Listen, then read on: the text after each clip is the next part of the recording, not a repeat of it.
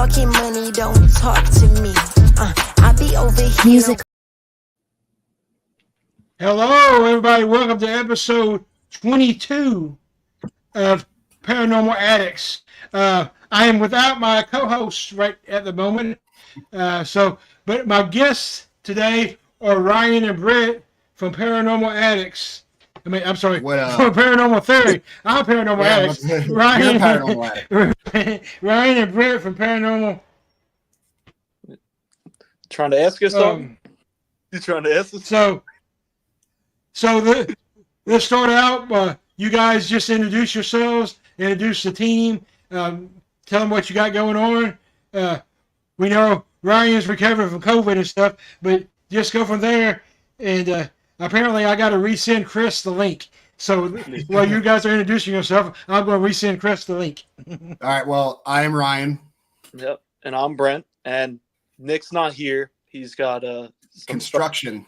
Construction stuff home makeover he's doing. So yeah. So he's I guess he's redoing his room that he does like his podcasts in and everything, like when we're on shows.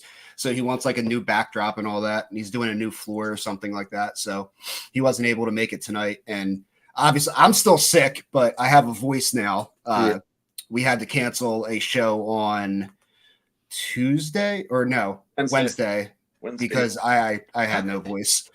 But with Trevor, yeah, with Trevor. So we're gonna reschedule him probably after this. I'm gonna shoot him a text because I think we're pretty open next week without any shows. So maybe I'll see if we can jump on there next week because I felt bad.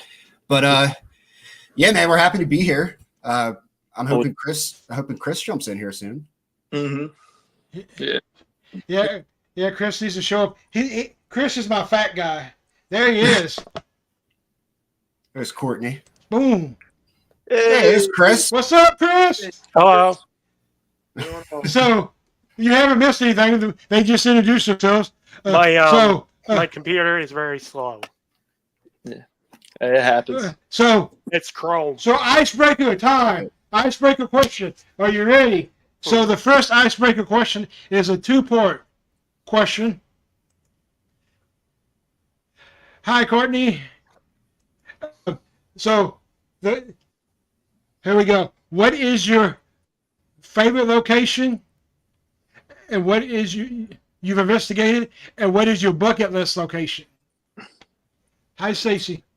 So my favorite location we've investigated, and it was one that Brent wasn't on. He wasn't on the team at that time, but Trans-Allegheny Lunatic Asylum. I was just a huge fan of just the building in general, the way it looks, the history of it. So that was really neat. Bucket list location, man, there's so many. I mean, I think mine's still the Goldfield Hotel. Yeah. I want to go there. Those like Western haunts just seem to be like next level. So I always thought that would be a cool place. Yeah. Mine, it's like a 50-50. Like it's like Whitehall Mansion.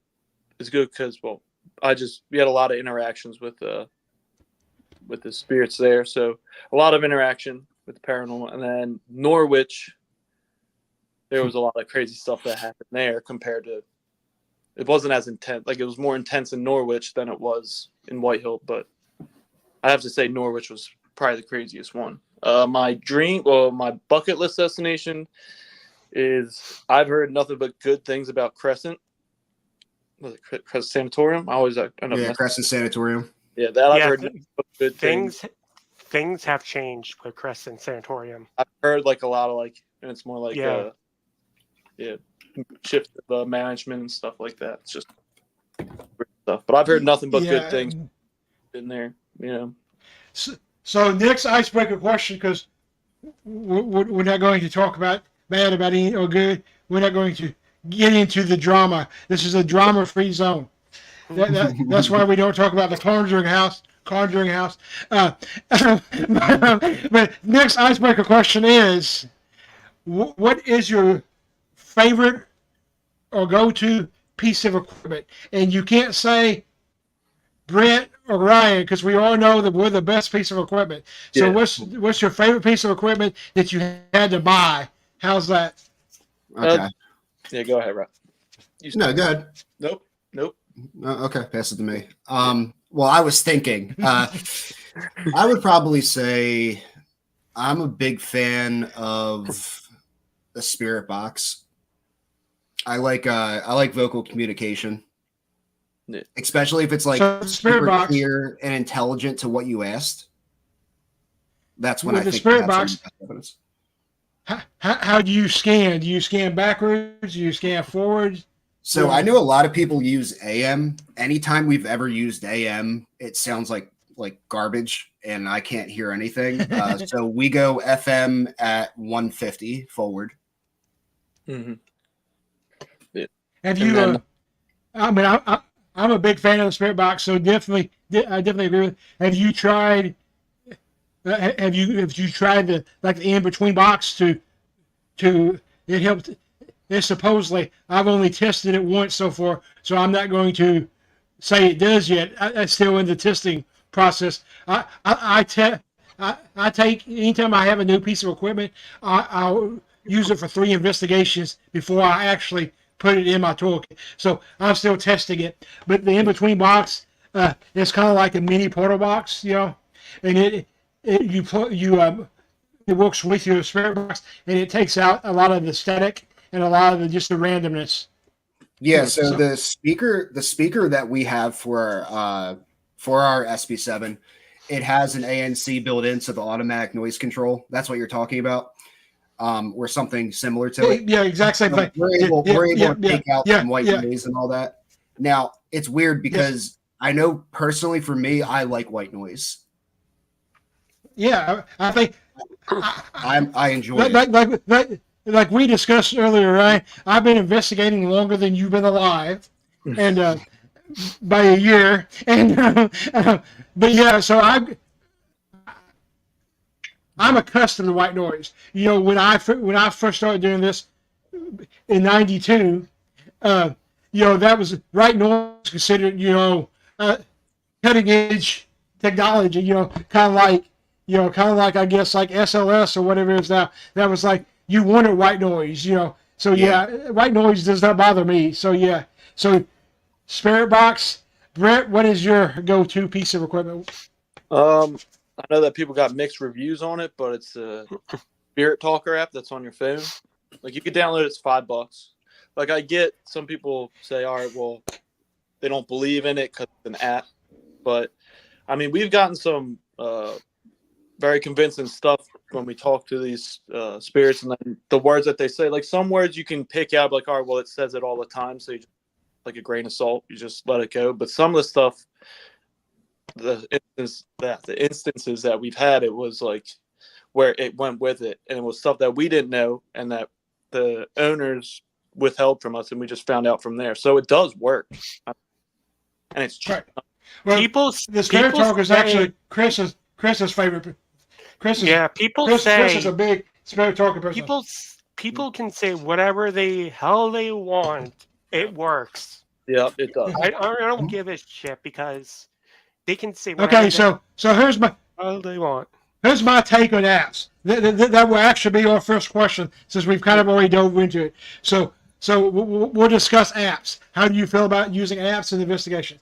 So here's my take. Okay, so let's take Spirit Talker, because Spirit Talker is one that I personally trust too. I have a couple of my team members that use it, including 2 of my team leads. My team, Ken 10 Paranormal, we're a relatively large team. We actually have 15 members. So yeah, it's a headache sometimes. It's like babysitting sometimes. But yeah, that's a whole nother subject. But as far as apps, so my rule is before anybody can use any piece of equipment in one of my investigations, it has to pass a test. It has to be used for 3 investigations. Prove that it can be accurate and stuff. So especially when it comes to like an app, it has to I only allow certain apps to be used in investigation, and Spirit Talker is one of it. So here's my take on a on apps, and then I'll turn it over to Ryan, and then we'll go to Brett. Who are you calling weird out? What's up, bud? Yeah, take a look in the mirror. So anyway, apps, except for an EMF app, I will never trust EMF app on a phone because the phone puts off too much EMF on its own. So, Yeah. but minus that, what people have to realize is your phones nowadays are basically just mini computers. So with that much technology, why wouldn't they be a useful tool? You know what I'm saying? So just like any other tool in this field, any other tool in this field, you have to learn the false positives, you have to learn how it works and all that stuff. But there's no reason why it's not useful. Yeah. What you say, Ryan? So Ryan is a useful tool. That I am. I do many things.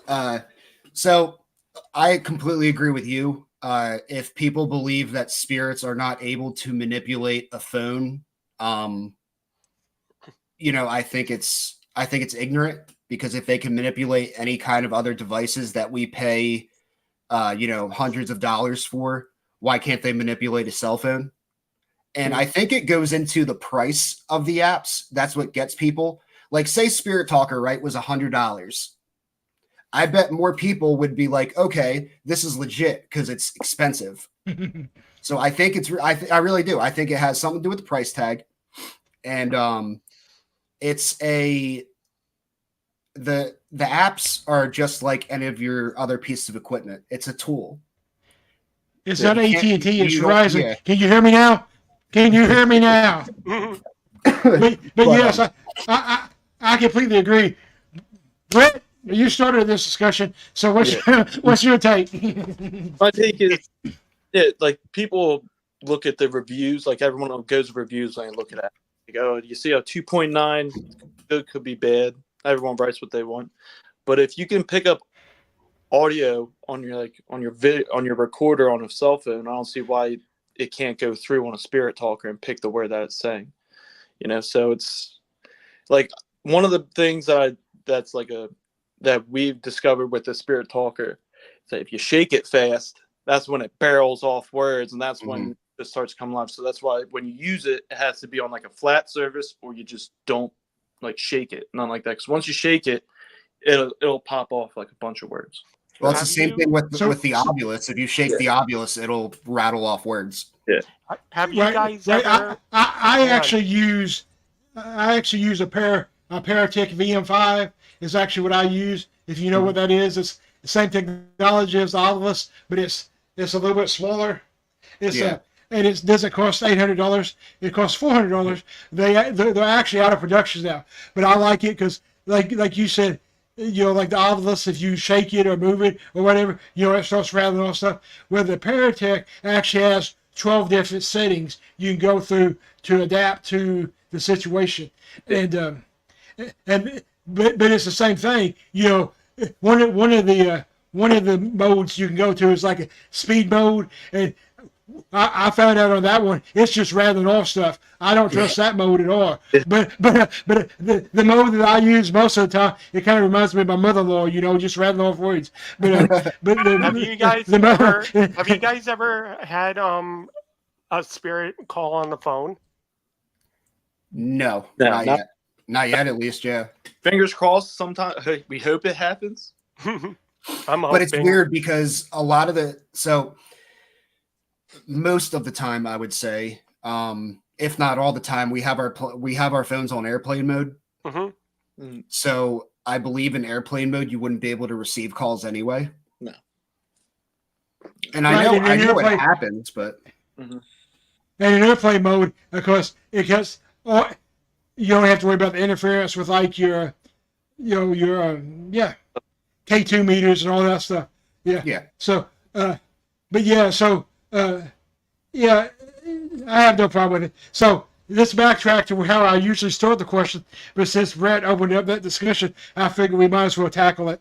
So, so let's talk about what is your guys' investigation style. Do you consider you guys consider yourselves like a scientific investigator? Do you consider you guys consider yourselves old school, a hybrid? Just how do you guys investigate? We tend to investigate just like three friends investigating a building. We're gonna go with the flow. We're gonna have a good time doing it. We're not gonna be serious about it because you're doing that to investigating these old places that have a lot of history to them. And you're just trying to capture stuff together. And yeah, we're gonna try and debunk stuff. We're not just gonna like once we get some, just start rationalizing what happened. Think of what may have been the sound, what could have been, and then we go from there. So we merely just enjoy doing it for fun. We don't really do we're going in there serious. Did you hear that? Did you hear that? Oh no. Yeah. I thought you actually heard something in your house. I was like, what? But it also we also investigate in a way that, because we're content creators, right? So we're not just paranormal investigators, but we're also entertainers. So that's why we try to keep our videos pretty lighthearted. There's obviously serious moments. There's scary moments. The history's real, and we always tell it's a demon. It's a demon. Yeah. Stay away from that word. Yeah. Right there. But yeah. So it's. But yeah, I mean, I understand. Yeah, I agree. Yeah, we have to investigate in a way that, because we shoot in a vlog style, so we try to make it feel like you guys are there with us. Yeah. I just watched your video from yesterday. Yeah. Last night, and yeah, I mean, it was really good. I mean, and, like we discussed earlier, Brett, I don't know if you was on yet. I know Chris wasn't on, but I'm not a big, because I've been doing this for so long, I'm not a big watching paranormal shows person, whether it's on YouTube, whether it's on TV, because most of what you get is bullcrap. And even like Ghost Hunters Taps, I have respect for them, Jason and them. I think they're legitimate investigators. But what you get in their 30-minute hour show is so condensed, it actually takes out the actual investigation. The only thing you get is something to make the audience come back next episode. So and then when I find a show I like, something happens and I don't want to watch it anymore. For a little while, I really got into the Ghost Brothers on TV. I liked them because they were fun. Yeah, they were fun, and their investigation style was pretty legit. And then they had an episode where they used their phone as an EMF detector. I'm like, you can't do that. But yeah, but for the most part, I still find them. But anyway, so my point is, so I watched your guys' episode last night. I've watched ever since you were on Rob and Sarah's show. I pretty well watched every video you put out since then. I've been following you guys. This is the first time we've talked face to face, but I feel like we became friends, whatever. Right. And so I've been watching your guys' video, and it is entertaining. But you can also tell you guys are actual investigators, and that's what it takes for me to continue watching it. You know what I'm saying?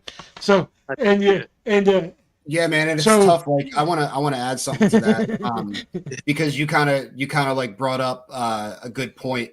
Is when we're filming, we have probably 8 to 12 hours of footage, right? So I do all the editing. So my job is to condense those 8 to 12 hours, tell a story, and then condense that into an hour. And we try to keep things that we debunk.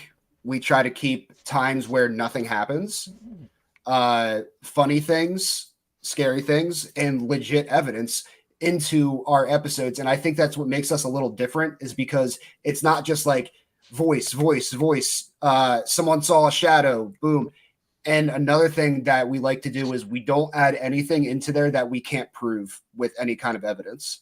So if someone sees a shadow, I try not to make a big deal out of the video, because if I don't capture or anyone captures the shadow, then it's just the story. Yeah. Because it was like with the video last night when you used the SB7 in the lobotomy room. We had the candle behind you, it was lit, and I pointed out, but since how didn't get it on camera, we're not going to put it in there. And then all of a sudden it's off. Yeah. So it's like just some of those things you got to see. We want the audience to see it, that we're not making stuff up. We're not going to overreact to something that happened like a lot of content creators do on YouTube. It's crazy how much they act like scaredy cats when something happens. I know. Well, it's important. There's people that I'm actually friends with, Seeking Goes with A&L. Mm-hmm. What they do is actually real, because I did an investigation with them. And I know they're legit, and I know they don't fake. Yeah, a lot of people. Make content. I don't like it. It just doesn't make. You're just trying to manipulate people. I mean, they're not fake at all. Like, they do real, actual. I know they're real. Yeah, that's awesome. Those are the type of people that are fun to watch on YouTube. When you see people make fake scenarios, just clicks, or just like to talk about something. It's just you're just. So my thing is, you're dumb. My thing is, I will work with anybody, and I'm never going. And I'm, it's like Sarah says all the time. You can't never take away anybody's experience, because it's Sarah's experience. Yeah. So, and I'll work with anybody. I had a good friend of mine actually say, "Para-unity is dead," and I don't know if I want to go that far, but because I will still work with anybody, my team will still work with anybody. My only rule is don't fake stuff. As long as you don't fake stuff, I'll work with you. And that's like the whole. It's a demon. I just got 300 more likes right there.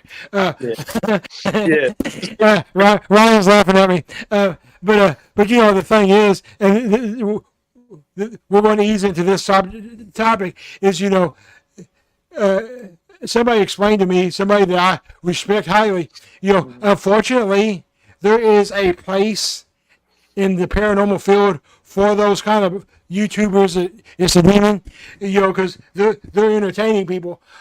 What you hope is the people that do tune into those kinds of shows realize that they're not legit. They're just looking. They're just tuning in to be entertained. They're not tuning in to see what a real paranormal investigation is like.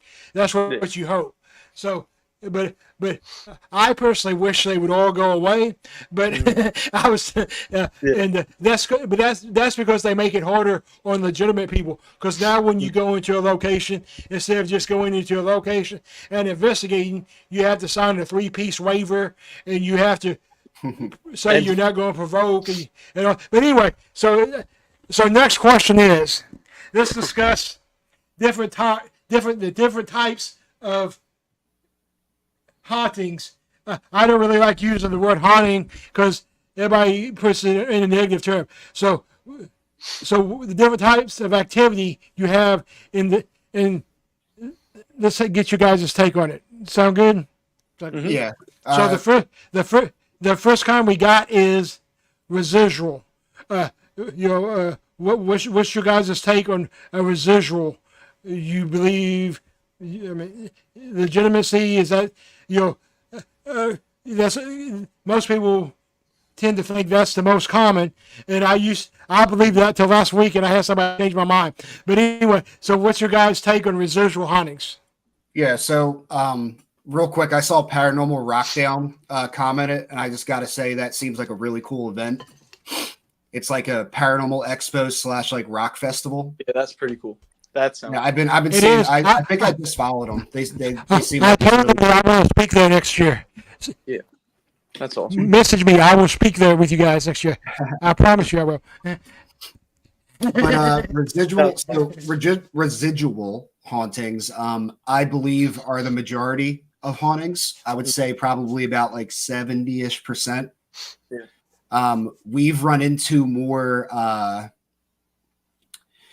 I guess you could say accurate evidence from factual history, if that makes any sense. So that's like most of the evidence that we've caught. Now, does intelligent exist? Oh, absolutely. And we've run into that plenty of times, but in my opinion, I think most hauntings are residual. And like how that happens, intelligence like on next one. So don't skip ahead, Ryan. I'll make you ride on the billboard. Yeah, but I also respect your elders. Respect your elders. Please forgive me. Okay, Brett. Residual. I agree 100% with Ryan. That's mostly what we get. I don't know how you can't say that there's no such thing as residual. I mean, people have their opinions and stuff like that, but for what we've came across, it's more likely residual. Like going with the Norwich, the orphanage, good until a certain time, and it's just like dead because everyone's asleep. Like if an orphanage, kids aren't going to be up around that time, so we got nothing at a certain point in time. It's just dead. It was active after then a certain time. Kids are supposed to be in bed. We got nothing. It was. So here's my residual story. If you guys want to hear it, I'm going to tell it anyway because it's my show. Yeah. So we have this location that we investigate usually twice a year. It was the African American hotel during segregation and all that stuff. So all the famous people stay there. Duke Ellington, Ike and Tina Turner, the Harlem Globetrotters, Josh Gibson, all the, So anyway, there's one of the famous spirit slayer is a residual. They assume it's the lady that used to own it, but for whatever reason, at 11:01, she supposedly walks down the staircase. Mm-hmm. That's all she does is just walk down. So obviously that's residual. Well, like I said, we've investigated this place quite a few times, and I've never been able to catch it myself. So I can't say it's legitimate until I capture it. Yeah. But this place is active. I don't know if you guys know Damien Christie, but Damien actually considers it one of the top 3 most active locations he's ever been. Well, last time we investigated it, we actually had a film crew with us from Belmont University there in Nashville. And so I set up deciding that I was going to I decided to set up to see if I could capture this residual, and I actually caught it on video last time. So that was like an awesome moment, So anyway, next one, I'm going to let Brett go first this time, Ryan, because you always go first. So the next kind of haunting is intelligent. What's your take on intelligent, Brett? Yeah, that's and when we went to White Hill, it was a bunch of intelligent spirits that we went through. Where easy to communicate. We ask it to do something, it does it. We tell it to turn it off, tell it to turn it on, does it. There's plenty of that. It just depends on where. I mean, it's going to be around. Just you got to know when it's something intelligent. There's certain boxes you check. I can't wait to go there. To be honest, Have you not been there? I've been there during the Paracon, but I'm gonna be going there on the 26th of October. Oh, okay. Nice. It's awesome. Yeah, dude, it's anytime we've been there, it's been an active place. Yeah.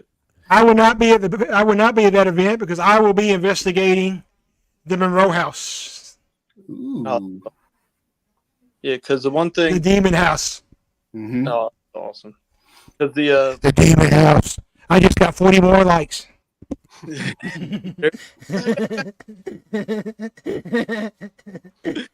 Okay, so we're talking about intelligent. Ryan, is it your turn to weigh in, or? Yeah, go ahead. Okay, I can go now. Okay, intelligence.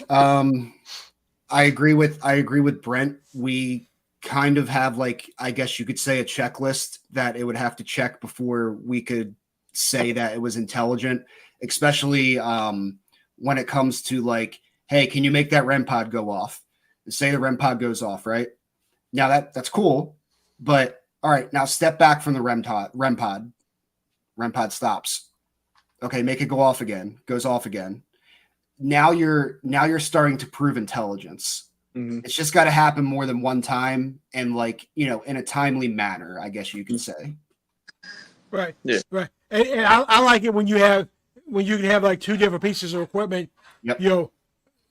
Like for instance, like my Paratech and the Spirit Box.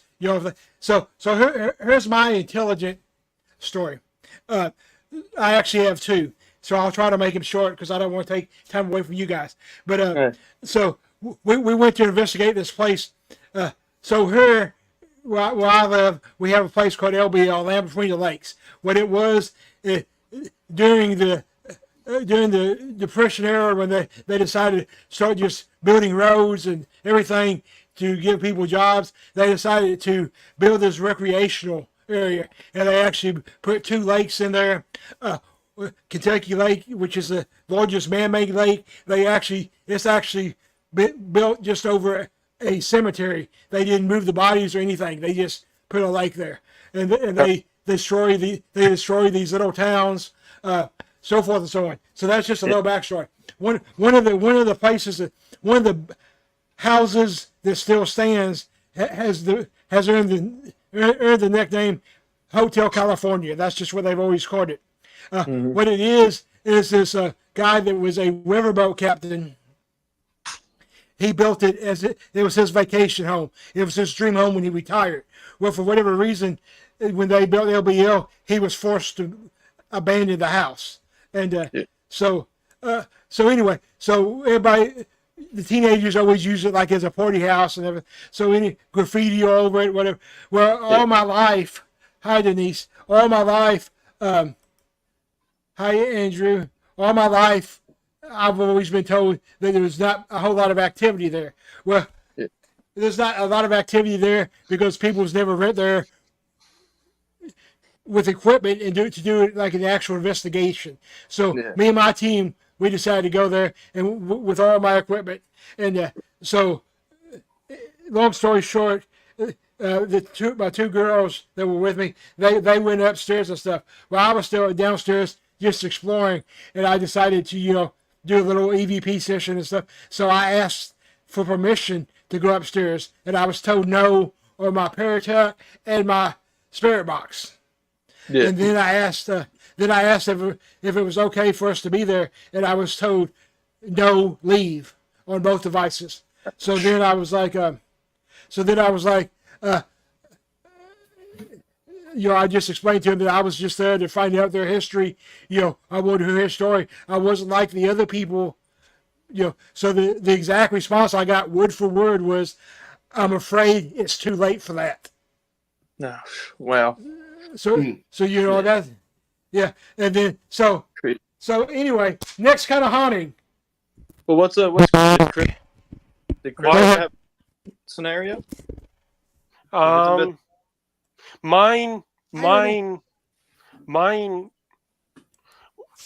When I was at Concrete City in PA, it used to be like apartments for people and stuff it was around the circle. Mm-hmm. A little boy died.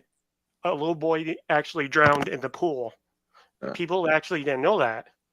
I did a lot of research on it before I go. So a little boy died, and then me and my stepdad, we were investigating in one house, and we're using a necrophonic, and I said, we're about to go, and then it said good, leave. I'm like, time to go. Yep, not going to ask it. It was not aggressive. I can understand why he said that, but it doesn't want you in the area. Okay. Yeah. I had a voice. I'm sorry. Ryan. Yes. Demonic hauntings. Take it. Oh boy, here we go. I would say few and far between. I would say 99% of people have never experienced anything demonic. Just because something is malevolent or evil, I guess you could say, does not make it demonic. If a person was bad in life, they're going to be bad in death. We've run into like bad spirits, but I've never truly felt anything like where I was afraid for my life, I guess you could say. Mm-hmm. And we only really use that word. So we have a video from the Grand Midway Hotel, and it's called The Demon Room. That's the title of the video. So we use that title because one of the rooms is actually called The Demon Room, and there's a whole story behind it, and we investigated it. So we'll use that word if there's like a bunch of stories about something being, demonic or not human.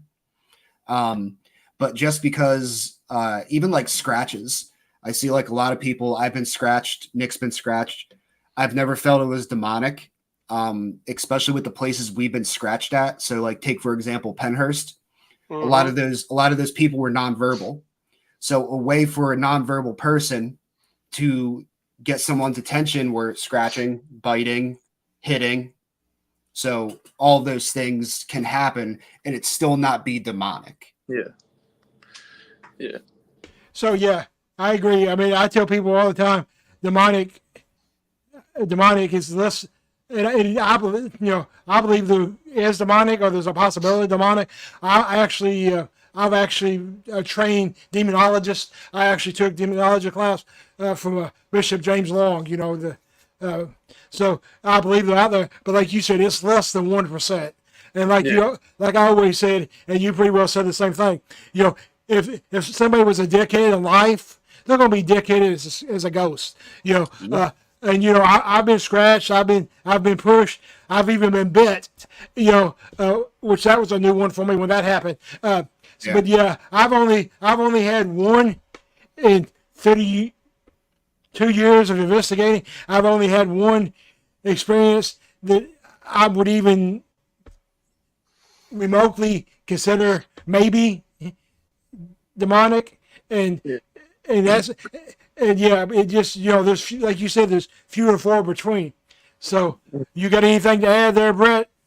Well, I agree with Ryan pretty much hit the nail right on the head.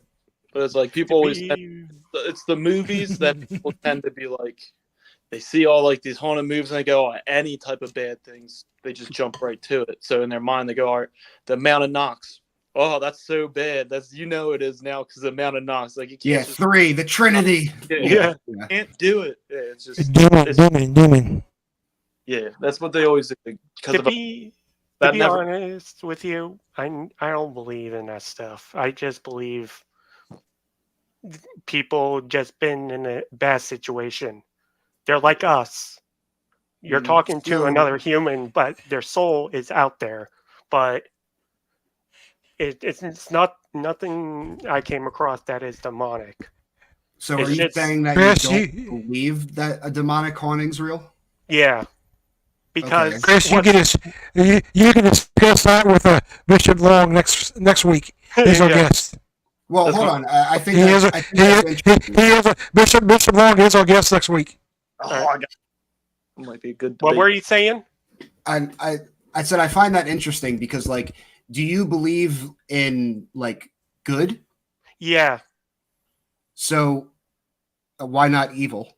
Because there's no reason. Because a lot of people been in bad situations, not to, like, they didn't do anything wrong.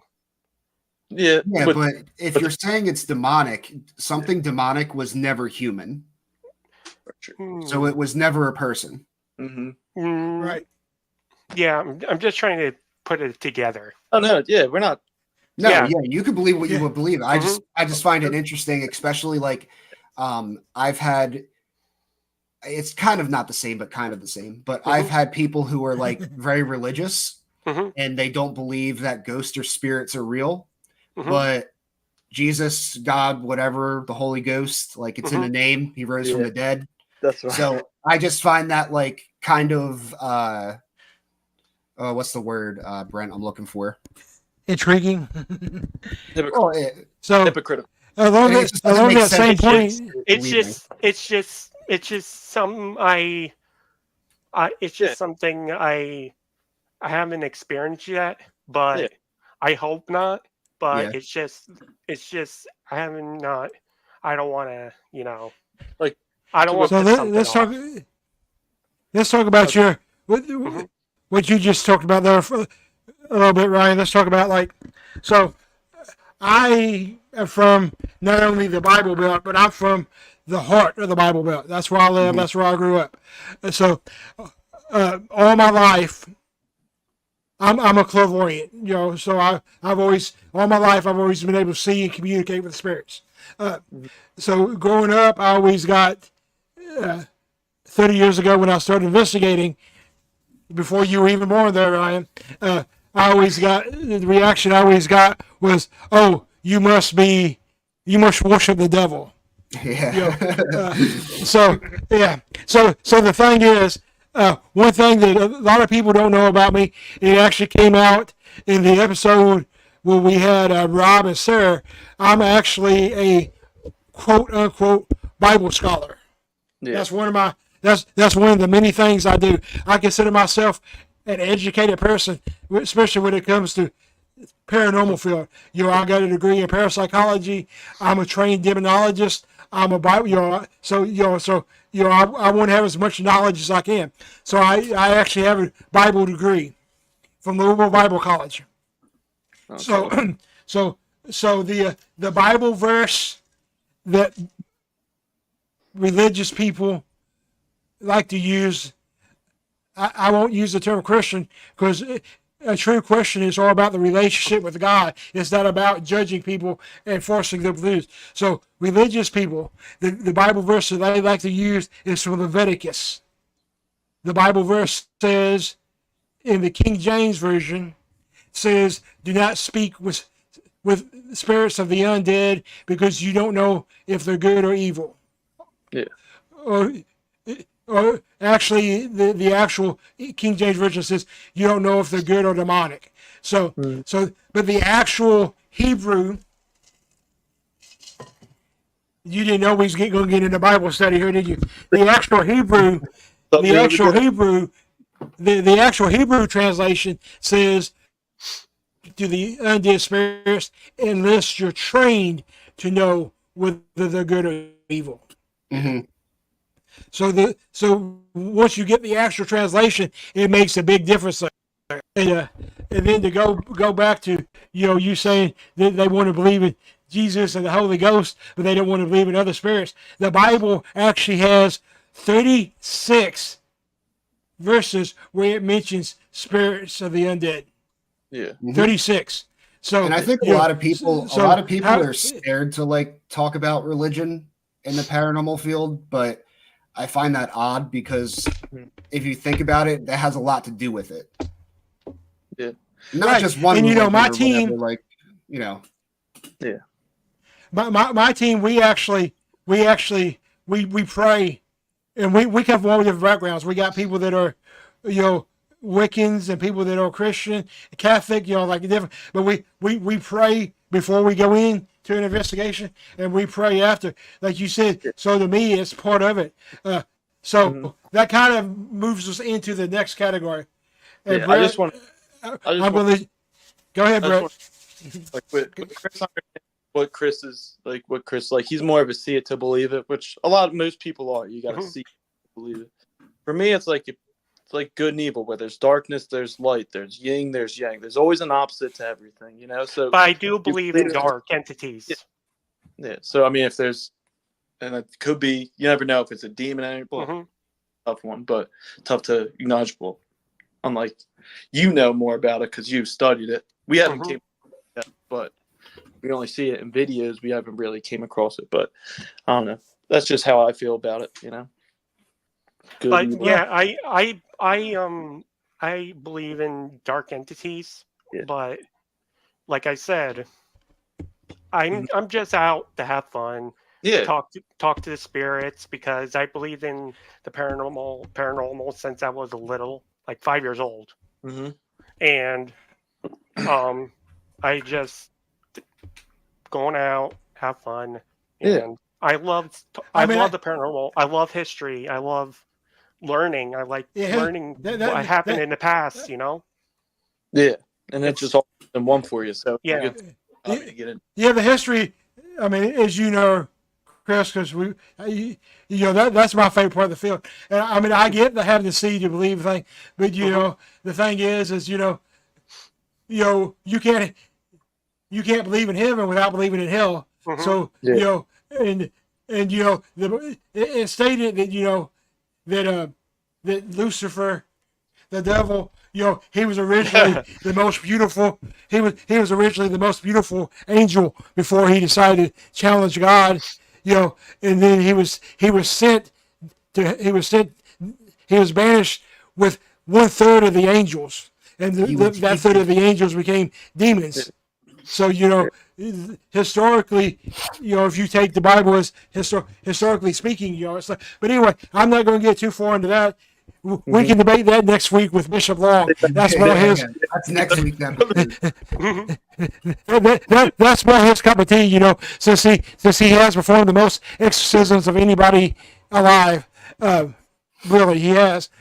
So next subject. We've kind of touched base on it a couple of times. How do you feel the para-pop culture, that's my word, para-pop culture. How do you feel the para-pop culture has affected the paranormal field, both positively and negatively? So you get to go first this time, Brett. I feel like,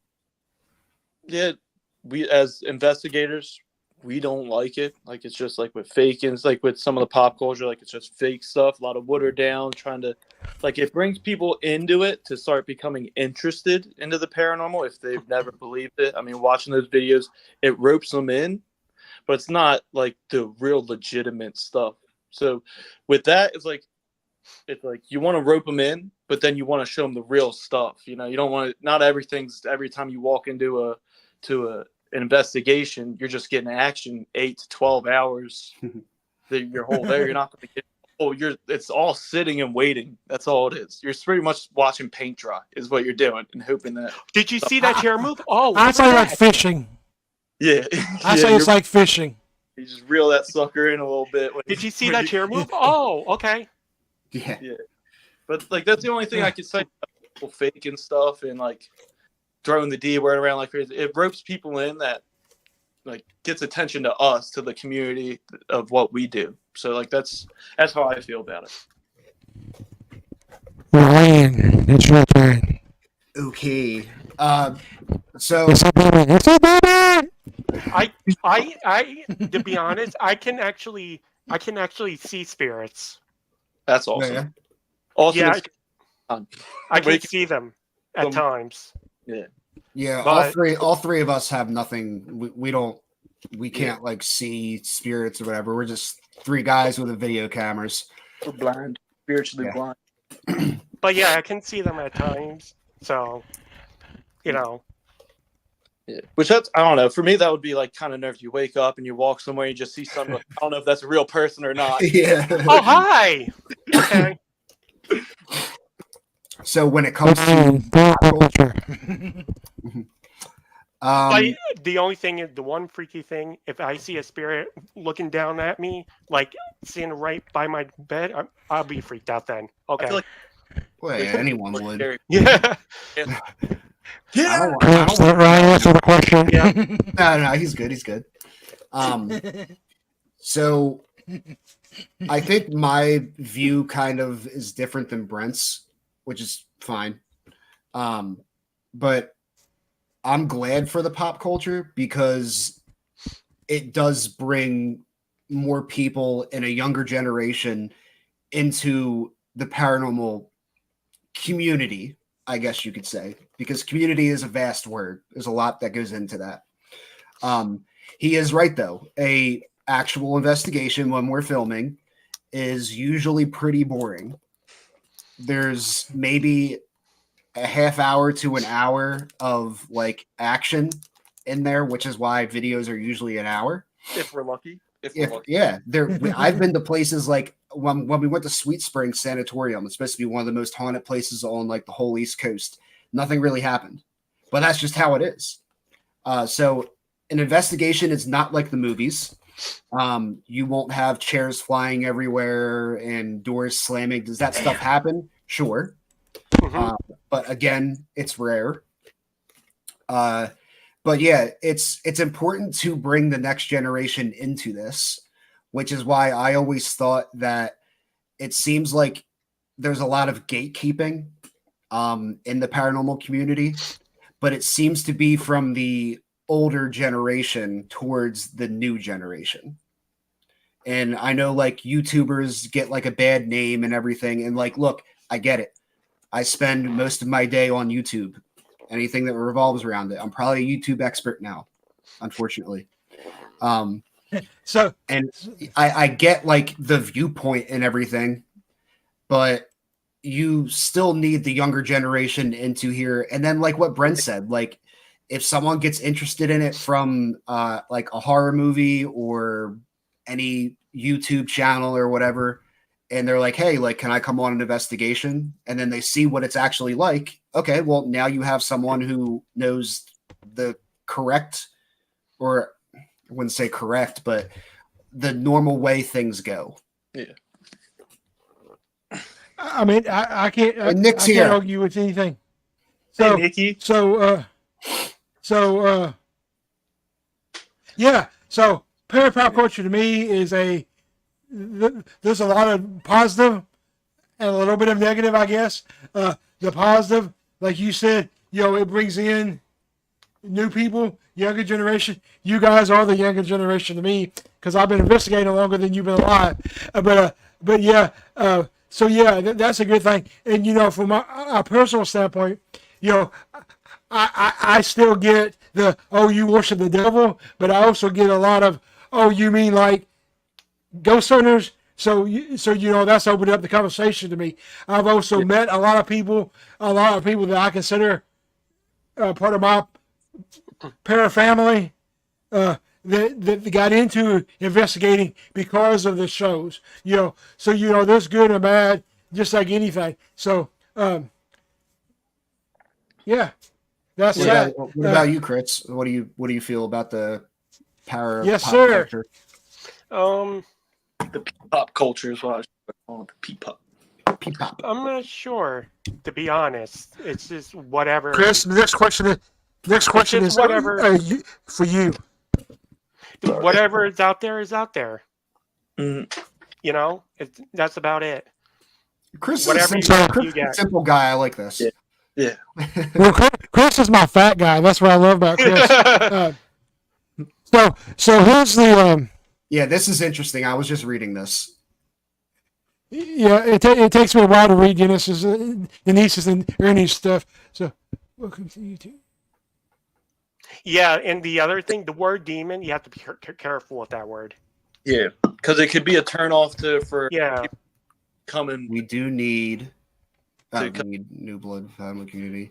I don't want to go into a spot with demons and stuff, so it's understandable with that concept. As it should be. Ernie and Denise are good people. Fort Duffield is definitely a place I want to go to. Yeah. Which one? What she's saying, Fort Duffield. And then I just found that interesting. Like we have signed a lot of contracts that actually do have that same thing in there. Mm-hmm. Like there's nothing demonic here. Like don't state that and all that kind of stuff. They'll ask you for your channel and all that kind of stuff. And I think that's what you do have to do. Yeah. I mean, as a lot of locations I've got where like for instance the Octagon Hall in Franklin, you actually have to send them your video and let them okay it before you can release it. Mm-hmm. Yeah. Yeah. So along the same thing. Why people do that, because if you have people coming in there that are stating all these things are demonic, right? You've already cut off half of your customer, probably more than half of your customer base, because most people don't want anything to do with an actual demon. Like an actual demon will ruin your life. Yeah. So people like that, and I'm not going to name the channels, but like there's channels that go out and every title is demon, demon this, demon caught on camera when there was no demon caught on camera. And it's like it just gets old after a while, and I think that it almost drowns out and waters down the actual word. Yeah, because that word should be not taken lightly. Yeah, because it's like, because if someone's going there just for the historical aspect, and like they go with the family, and then they go, all right, let me Google it to see what it's before the field is. And then all of a sudden it's a YouTube video that says demons are in here. It's like I don't want to go now. Now I don't want to go. And what, like, you don't want to take your family for a picnic with the demons? You don't want to bring home something? You want but it was like, but so, the other thing, a lot of locations are cutting back on fake evidence. So it's I know I saw a post recently, probably a couple months ago, from the property manager from Sweet Spring Sanatorium. Yeah, basically saying like, yo, like if you're faking evidence and like we find out, we're letting everyone in this vicinity know and all that kind of stuff. And I like that. I think that's how more business that's the way owners, it should be. I mean, you have to protect not only the integrity of the location, but really the integrity of the field. You know, my thing is, and this kind of eases into the last. I guess it's going to be our last question because we're almost out of time. But let's talk a little bit about the controversy that and I'm not talking about just one particular controversy, but for whatever reason, recently there's been a lot of controversy in the paranormal field, whether it's the Conjuring House or other places, you know. And why do you think there's been the controversy lately? I mean, one theory that I've heard, and it's probably a pretty good theory. Me and Rob was talking about it, and a lot of it just goes back to like ego, you know. So, but anyway, so what's your take? Why do you think? Because to me, paranormal. I thrive to make the paranormal feel better. I want to leave it better than it was when I was here. So when I finally step away from paranormal field, I want it to be better than it was because I want to be part of what made it better. So I don't get the whole controversy thing. So what's your guys' take? Why is there controversy right now? My take is what Ryan said earlier. It could be gatekeeping. You see like a team like me and like Paranormal Theory, we're doing these videos and stuff, and we're trying to bring more focus. Just the older generation, just some people, not everybody, some just don't want to see it. They just stick to what they know. They don't want to open their minds to newer things. They just stick to what it is. So they try to like knock stuff down. So that's what I think is what the controversy is pretty much stemming from. And it is a tight knit group. Like the paranormal community, it's big, but it's also small. One little thing happens, one bad thing, then it spreads like wildfire. That's don't mess with it, and that's just how I think it is. It's just and so I think it revolves around money. And I'm saying that because the paranormal field now you can make a living off of. Yeah. Social media has gotten so big, and it is a pivotal part of our existence now that you can go out, make videos, even TikToks or whatever, and make a living off of the paranormal field. I see a lot of, I call them not creators, personalities that will come from TikTok or YouTube or something and jump into the paranormal field to basically get like a piece of that pie, because it is getting more popular and more people are finding it easier to talk about now. So granted, you're going to get more people flooding into it, but I think the controversy, definitely egos, but I think it all revolves around money. Yeah. Chris, what's your take, sir? Chris. There's been so much. I thought my microphone went out for a minute. There's been so What? much about the paranormal drama. Mhm. I experienced it. I'm like, what am I looking at right now? Is all this garbage? I'm like, Yeah. Then I actually flip out seeing it. I don't want to see that. So Who I wants to really see think that? Who wants to see that? Honestly, I think Brett. There I am. Brett, I think that you're. I think you kind of both of you guys, but I really like. I've heard Brett. I've heard other people say about the same thing you did, Brett, about people thinking somebody's taking their spot and stuff. Especially you kind of like the OGs. Like not me. I mean, I'm not worried about it. Obviously, I'm not worried about anybody taking my spot. That's why I got you guys on here because you guys are part of my parafam. I say it all the time, and I'm sure Chris gets out of me saying it. Is the paranormal field should be about community, not competition. Community. Y'all doing what we're love to let's learn from each other. Let's make each other better.